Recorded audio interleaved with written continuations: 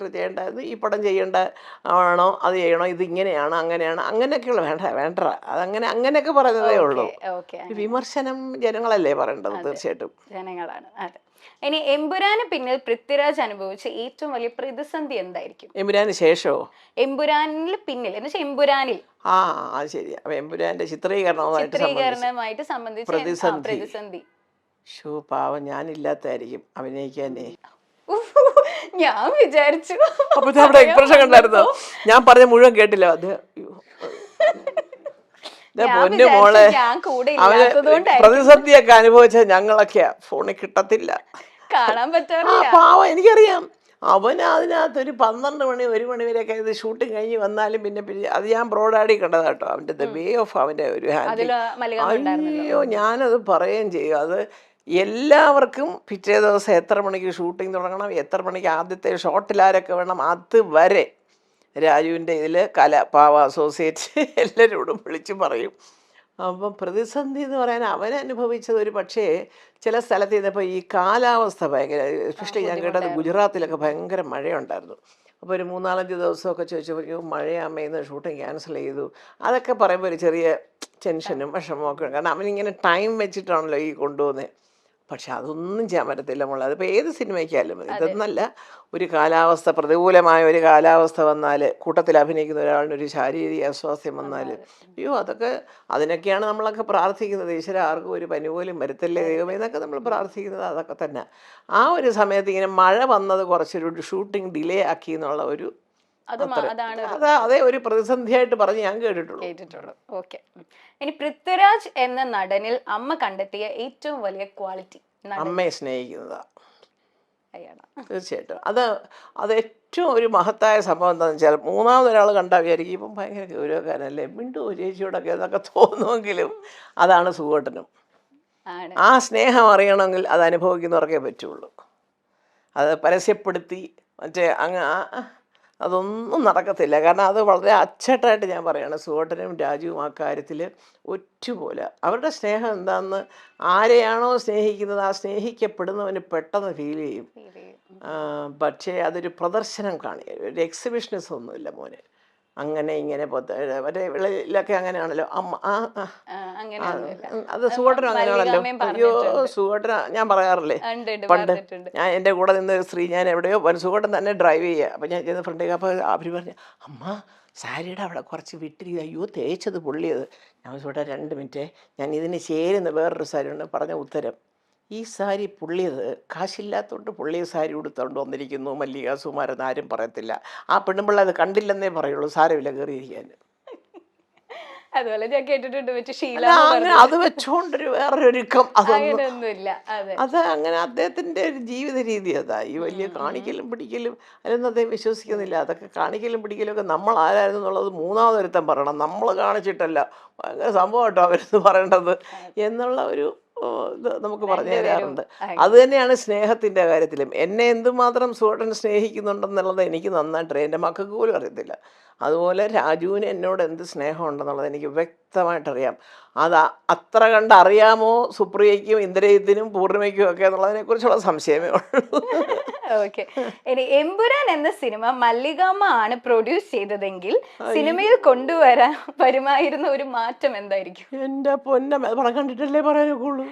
എന്നാ പിന്നെ ലൂസിഫർ പിടിക്കാം. ലൂസിഫർ ആണ് സംവിധാനം ചെയ്തതെങ്കിൽ മല്ലികാമ്മയായിരുന്നു പ്രൊഡ്യൂസ് ചെയ്യുന്നതിരുന്നെങ്കിൽ എന്തെങ്കിലും ഒരു മാറ്റം എന്ന് പറയുന്നത് മറ്റേ വിവേക് ഓബറോയുടെ ക്യാരക്ടർ ഉണ്ടല്ലോ അവസാനം ആ മോള് പറയുന്നിടത്തൊക്കെ, ആ മോളെ കൊണ്ട് തന്നെ ചൗകുറ്റിക്ക് ഇട്ട് 2 എണ്ണം കുടിപ്പിച്ചേനെ.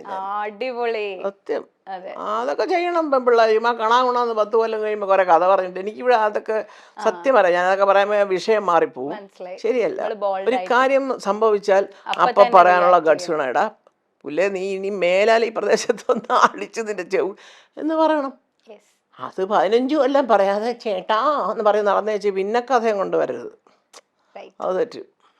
നമ്മൾ ബോൾഡ് ആയിട്ടിരിക്കണം അപ്പം തന്നെ, അല്ലേ? ഓക്കെ. പൃഥ്വിരാജ് മുൻകോപിയാണ് എന്നുള്ള വിമർശനങ്ങളോട് അമ്മ എന്ന രീതിയിൽ എങ്ങനെ പ്രതികരിക്കുന്നു? കോപമല്ല, അവൻ ക്ഷമ കെട്ടിരിക്കുന്ന സമയത്ത് നമ്മൾ വല്ലതും ചോദിച്ചാലേ ഇപ്പം തന്നെ പറയണോ ഞാൻ ഇതിന് മറുപടി? വൈകുന്നേരം പറഞ്ഞാൽ മതിയോ, കുറച്ച് ജോലിയുണ്ട്, ഇങ്ങനെയൊക്കെ പറയും. അത് മുൻകോവല്ല. അവനെന്ന് വെച്ചാൽ ഒരു കാര്യത്തിൽ അവൻ ഇൻവോൾവ് ആയിരിക്കുമ്പോൾ ആരും ശല്യപ്പെടുത്തരുത്. അതവൻ്റെ ഒരു ജോലിയോടുള്ള കമ്മിറ്റ്മെന്റ് ആയിട്ട് എനിക്ക് തോന്നാറുള്ളൂ. മുൻകോപയാണോ എന്ന് ചോദിച്ചാൽ ആളുകൾ പറയുന്നതാണല്ലോ. അതെ, അതെന്തായാലും എന്തറിയോ, ഇപ്പോൾ സാധാരണ രീതി ഇപ്പോൾ എന്ത് മാറി രാജു. മറ്റേ പണ്ട് പല എഴുതിക്കൊണ്ടൊക്കെ ഇരിക്കാൻ ജടാ നമസ്കാരം, നമസ്കാരം വേഗം ഇങ്ങനെ എടുക്കും. ഞാൻ പറയടാ കുഞ്ഞെ, അവർക്ക് എന്താ വഴിപാടോ നിന്നെ നമസ്കാരം പറഞ്ഞിട്ട്? അത് മോനെ ഇങ്ങനെയൊക്കെ ഞങ്ങളൊക്കെ കുറച്ച് കളിയാക്കാറുണ്ട്. അപ്പോൾ ഇപ്പോൾ ആരാണ്ട് പറയുന്നുണ്ട്, അയ്യോ ചേട്ടൻ ഫോട്ടോ ഒക്കെ എടുത്ത് ഞങ്ങളുടെ കൂടെ എന്നൊക്കെ പറയാറുണ്ട്. ഞാൻ നോക്കാറില്ല. അപ്പോൾ അതുകൊണ്ട് മാറിക്കാണും കുറച്ച്.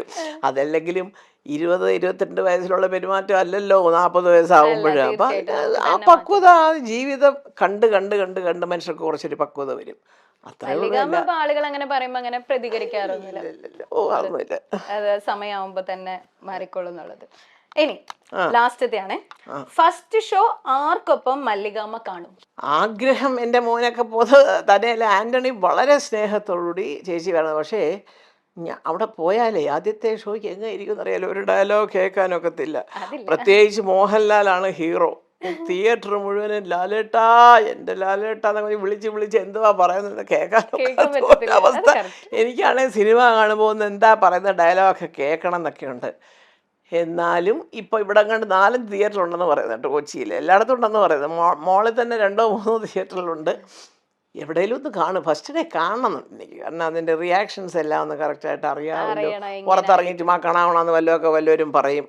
ഇവിടെ പേര് കേട്ട കുറേ ആൾക്കാരുണ്ട്, പുറത്തിറങ്ങുമ്പോൾ അങ്ങനെ പറയും ഇങ്ങനെ പറയും. അത് ആ പറച്ചിലൊക്കെ കണ്ട എനിക്ക് വാസ്തവത്തിൽ എല്ലാവരെയും അറിയാം. പക്ഷെ ആ പറച്ചിൽ കണ്ടാൽ ഇവരുടെ വ്യക്തിപരമായ അഭിപ്രായമാണെന്ന് രേഖപ്പെടുത്തുന്നത് പോലെ പറയണം. അല്ലാതെ അവരുടെ പറച്ചിലിനകത്ത് വേറെ ഒരു ദുരുദ്ദേശമുണ്ട്. അതിങ്ങനെ ഇതങ്ങനെ മമ്മൂട്ടി ഇങ്ങോട്ട് പോയി, മോഹൻലാൽ അങ്ങോട്ട് പോയി, പൃഥ്വിരാജ് ഇതങ്ങോട്ട് പോയി, വടക്കോട്ട് പോയി, കണ്ട ഇവിടെ വെറുതെ കാശ് പോയി. അതെങ്ങനെ ഇവൻ പറയും ഈ തണ്ടികൾ? അല്ല, തമാശല്ല. ഞാൻ ആ ഭാഷ ഉപയോഗിക്കാൻ പാടില്ല. എനിക്കെന്തോ ഈ പടം അത്ര ദഹിച്ചില്ല. പക്ഷെ ചിലപ്പോൾ ഇഷ്ടപ്പെടുന്നവർ കാണും എന്ന് പറഞ്ഞൂടെ? അതല്ലേ ഒരു മനസ്സിന്റെ നന്മ എന്ന് പറയുന്നത്. അമ്മ സംഘടനയ്ക്കുള്ളിലെ പ്രശ്നങ്ങൾ രൂക്ഷമാകവേ പ്രതികരണവുമായി നടി മല്ലിക സുകുമാരൻ രംഗത്തെത്തി. അൻസിബ ഹസൻ ടിനി ടോമിനെതിരെ ഉന്നയിച്ച പരാതിയിൽ മല്ലിക സുകുമാരൻ സംശയം പ്രകടിപ്പിച്ചു. അൻസിബയെ ജിഹാദി എന്ന് വിളിച്ചെന്ന് പറയുന്നു. പിന്നീട് അതേ അൻസിബ പറയുന്നു, എന്നോട് നേരിട്ട് നീന കുറുപ്പ് ചേച്ചി പറഞ്ഞതാണെന്ന്, അതാണ് കേട്ടതെന്ന്. അൻസിബ എന്ന കുട്ടിയെ മെയ് 5-ാം തീയതി വരെ വളരെ അടുത്തറിയാം. ഫോണിൽ സംസാരിക്കാറുണ്ടായിരുന്നു. ഇതൊക്കെയാണോ വലിയ കാര്യം? മിടുക്കിയല്ലേ, സ്മാർട്ടായി നിൽക്കണം എന്നൊക്കെ മകളെപ്പോലെ ഞാൻ പറഞ്ഞതാണ്. മൈക്കിന് മുന്നിൽ നിന്ന് പിന്നീട് അൻസിബ സംസാരിക്കുന്നുണ്ട്. ഞാൻ കേട്ടറിഞ്ഞ അൻസിബ ആയിരുന്നില്ല അത്. സംസാര രീതി മാറി, ഒരു റിബൽ ടൈപ്പായി അൻസിബ. ടിനി അങ്ങനെ ചെയ്തല്ലോ, എന്തൊരു വൃത്തികേടാ എന്ന് എനിക്ക് തോന്നി. പിന്നീടാണ് നേരിട്ടല്ല കേട്ടത്, നീന കുറുപ്പ് പറഞ്ഞതാണെന്ന്. ഇപ്പോൾ ഞാൻ അന്വേഷിച്ചു. അതിൻ്റെ ഇടയിൽ കൂടെ അൻസിബ ഒരു വാചകം പറഞ്ഞു. കുടപ്പനക്കുന്ന് രാജീവും മകനും ഈ കഥ പറഞ്ഞില്ലായിരുന്നുവെങ്കിൽ എന്നെ പിടിച്ച് ജയിലിൽ അടക്കിലായിരുന്നോ എന്ന്. അവിടെയാണ് അൻസിബയെക്കുറിച്ചുള്ള എൻ്റെ അഭിപ്രായം പോയത്. കുടപ്പനക്കുന്ന് രാജീവിൻ്റെ മെസ്സേജ് അൻസിബയ്ക്ക് എവിടെ നിന്ന് കിട്ടി? സ്പോൺസറിങ്ങുമായി ബന്ധപ്പെട്ട് അൻസിബ പറഞ്ഞത് മതപരമായി ബന്ധപ്പെട്ട ഒരുത്തൻ്റെയും ഡിസ്പ്ലേ അവിടെ വരാൻ പാടില്ല എന്നാണ്. അത് പറയാൻ എന്ത് വികാരമാണ് അൻസിബയ്ക്ക് തോന്നിയത്? അൻസിബയ്ക്ക് ഹിന്ദുക്കളോട് വിരോധമില്ലല്ലോ. അതേ അമ്പലത്തിൽ അൻസിബ പോയിട്ടുണ്ട്. പരിപാടിക്കാണോ എന്നറിയില്ല. ടിനി ജിഹാദി എന്ന് വിളിക്കുന്നത് ഞങ്ങൾ ആരും കേട്ടില്ല. ഓരോ ദിവസം കഴിയും തോറും ഞാൻ മനസ്സിലാക്കിയത് ഇതൊന്നും അൻസിബയോട് നേരിട്ട് ചെയ്ത കാര്യങ്ങളല്ല എന്നാണെന്നും മല്ലിക സുകുമാരൻ പറയുന്നു. അൻസിബയുടെ ദൃശ്യം സിനിമ ഹിന്ദുക്കൾ ആരും കണ്ടിട്ടില്ലേ? വേണ്ടാത്തത് പറഞ്ഞ് ഇല്ലാത്തത് കുത്തിത്തിരികെ കൊടുക്കരുത് എന്നേ എനിക്ക് പറയാനുള്ളൂ എന്നും മല്ലിക സുകുമാരൻ തുറന്നടിക്കുന്നുണ്ട്. കഴിഞ്ഞ ദിവസം അൻസിബ ഹസൻ നൽകിയ പരാതിയിൽ ടിനി ടോമിനെതിരെ അന്വേഷണം നടക്കുന്നുണ്ട്. അൻസിബയ്ക്ക് അമ്മ സംഘടന കാരണം കാണിക്കൽ നോട്ടീസ് അയച്ചിരുന്നു. മാധ്യമങ്ങളിലൂടെയും സോഷ്യൽ മീഡിയയിലൂടെയും സംഘടനയ്ക്കെതിരെ നിരന്തരം പ്രസ്താവനകൾ നടത്തി അമ്മയെ തകർക്കാൻ ശ്രമിച്ചു എന്ന ആരോപണത്തിലാണ് നോട്ടീസ്. ഇതിന് അൻസിബ മറുപടി നൽകി. കാരണം കാണിക്കൽ നോട്ടീസിൽ വ്യക്തത വരുത്തണമെന്നും സംഘടനാ ചട്ടങ്ങൾക്ക് വിരുദ്ധമായി താൻ എന്ത് ചെയ്തുവെന്നും അൻസിബ ഹസൻ ചോദിച്ചു. ടിനി ടോമിനെതിരായ ആരോപണത്തിൽ അമ്മ ഒരു നടപടിയും സ്വീകരിച്ചില്ല. ഈ സാഹചര്യത്തിലാണ് താൻ പരാതി നൽകാൻ നിർബന്ധിതയായതെന്നും അൻസിബ ഹസൻ വ്യക്തമാക്കുന്നുണ്ട്. അൻസിബയുടെ ആരോപണങ്ങൾ ടിനി ടോം നിഷേധിക്കുന്നു. താൻ അൻസിബയെ ജിഹാദി എന്ന് വിളിച്ചിട്ടില്ലെന്നും അപവാദം പ്രചരിപ്പിച്ചിട്ടില്ല എന്നും ടിനി ടോം പറയുന്നുണ്ട്.